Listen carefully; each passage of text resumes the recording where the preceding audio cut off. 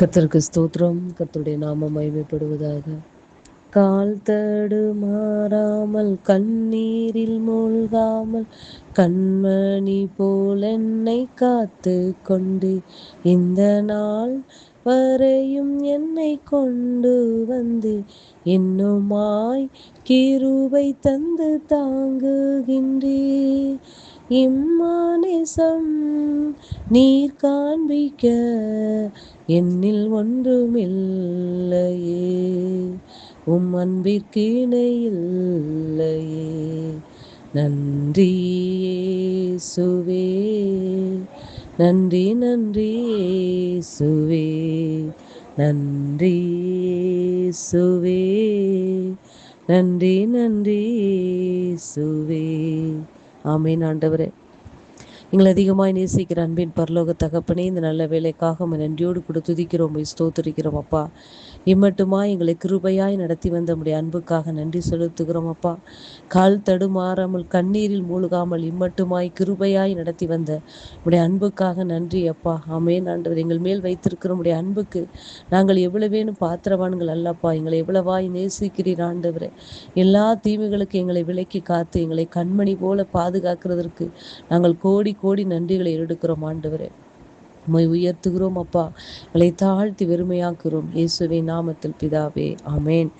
கர்த்தர் என்ற ஆலோசனைக்காக எரேமியா தீர்க்க தரிசன புஸ்தகம் 30ஆம் அதிகாரம் அதனுடைய 8வது வசனம். எரேமியா தீர்க்க தரிசன புஸ்தகம் 30ஆம் அதிகாரம் அதனுடைய 8வது வசனம், 7 மற்றும் 8வது வசனங்கள். ஐயோ, அந்த நாள் பெரியது, அதை போலொத்த நாள் இல்லை. அது யாக்கோபுக்கு இக்கட்டு காலம், ஆனாலும் அவன் அதற்கு நீங்களாக்கி ரட்சிக்கப்படுவான்.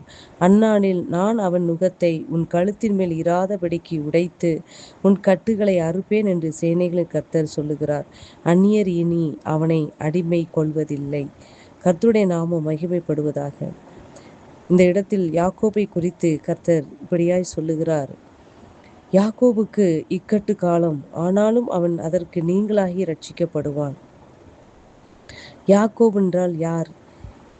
ஏசாயா தீர்க்க தரிசன புஸ்தகம் 43ஆம் அதிகாரம் அதனுடைய 1வது வசனத்தில் இப்படியாய் சொல்லப்பட்டிருக்கிறது. இப்போதும் யாக்கோபே, உன்னை சிருஷ்டித்தவரும் இஸ்ரவேலை உன்னை உருவாக்கினவருமாகிய கர்த்தர் சொல்லுகிறதாவது, பயப்படாதே, உன்னை மீட்டு கொண்டேன், உன்னை பேர் சொல்லி அழைத்தேன், நீ என்னுடையவன்.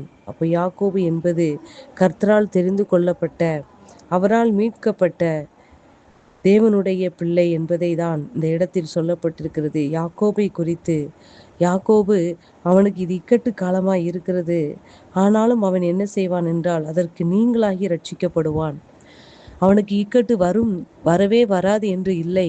கர்த்தரால் தெரிந்து கொள்ளப்பட்ட பிள்ளைகளுடைய வாழ்க்கையில் இக்கட்டுகள் வரும், ஆனாலும் அவைகள் எல்லாவற்றிலிருந்து அவன் நீங்களாகி ரட்சிக்கப்படுவான் என்று வேதம் சொல்லுகிறது. அன்பு பிள்ளைகளே, இந்த உலகத்தில் உபத்திரம் உண்டு, ஆனாலும் திடன் கொள்ளுங்கள், நான் உலகத்தை ஜெயித்தேன் என்று சொன்னவர், இந்த பாடுகள் நிறைந்த உலகத்திலே கர்த்தரால் தெரிந்து கொள்ளப்பட்ட பிள்ளைகளுக்கு இக்கட்டு காலம் வந்தாலும் கர்த்தர் அவைகள் எல்லாவற்றிலிருந்து நீங்களாக்கி ரட்சிக்க அவர் வல்லவராய் இருக்கிறார். அன்பு பிள்ளைகளே, அந்நாட்களில் நான் அவன் நுகத்தை உன் கழுத்தின் மேல் இராதபடி உடைத்து உன் கட்டுகளை அறுப்பேன் என்று கர்த்தர் சொல்லுகிறார்.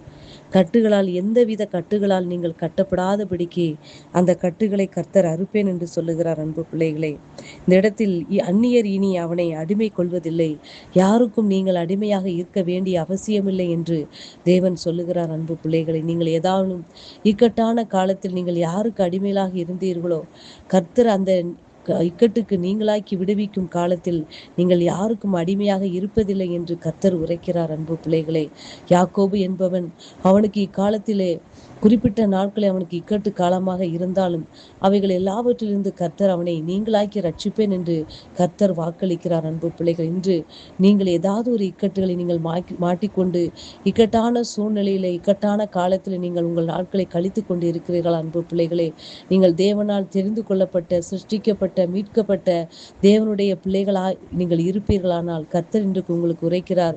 உங்களுடைய இக்கட்டு காலம் இருந்தாலும் அவைகள் எல்லாவற்றிலிருந்து நீங்களாக்கி ரட்சிக்க கர்த்தர் வல்லவராய் இருக்கிறார்.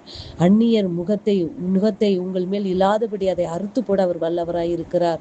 அவர்களுக்கு முன்பாக அடிமையாய் நீங்கள் இருப்பதில்லை என்று கர்த்தர் உரைக்கிறார். அன்பு பிள்ளைகளே, யாக்கோபுக்கு இக்கட்டான காலத்திலும் கர்த்தர் அவனுக்கு அனுகூலமான துணையமாக இருக்கிறார். அன்பு பிள்ளைகளே, நீங்கள் இக்கட்டான சூழ்நிலை இருக்கும் பொழுது நீங்கள் பார்க்க வேண்டிய ஒரே முகம் அவருடைய முகத்தை மாத்திரமே நோக்கி பார்க்க வேண்டும். அன்பு பிள்ளைகளே, கர்த்தரை நோக்கி பார்த்த முகங்கள் ஒருபோது வெட்கப்பட்டு போவதே இல்லை. இக்கட்டான சூழ்நிலையில் மனிதனுடைய உதவி விருதா என்று சொன்னது போல மனிதனுடைய உதவி நம்மளை எந்த இக்கட்டுக்கும் நம்மளை விலக்கி காக்காது. அவருடைய கரம் மாத்திரமே நம்மளை இக்கட்டான சூழ்நிலையில் நம்மளை விலக்கி ரட்சிக்க அந்த கரத்தினால் மாத்திரமே முடியும். அன்பு பிள்ளைகளே, அந்த சூழ்நிலைகளை மாற்றி நாம் எந்த கட்டுக்குள் இருக்கிறோமோ அந்த கட்டுகள் எல்லாவற்றையும் அறுத்து போட்டு யாருக்கு அடிமையா நம்ம உட்கார்ந்து கொண்டிருந்தோமோ அந்த அடிமையெல்லாம் நீக்கி நம்மை சுதந்திரமாக வாழ செய்ய நம்மளை இக்கட்டுக்கு விலக்கி ரட்சிக்க கர்த்தரால் மாத்திரமே முடியும். அன்பு பிள்ளைகளே, நீங்கள் விசுவாசிக்கிறீர்களா? விசுவாசித்தால் தேவனுடைய மகிமை காண்பீர்கள். அன்பு பிள்ளைகளே, உங்கள் இக்கட்டான காலங்கள் முடிவடைந்து விட்டது. அன்பு பிள்ளைகளே, அதை ரட்சித்து அதை நீங்களாக்கி கர்த்தர் அதை காக்க வல்லவராய் இருக்கிறார். அன்பு பிள்ளைகளே, வார்த்தை நிமித்தமாக கர்த்தர் உங்களை ஆசீர்வதிப்பாராக. ஆமென்.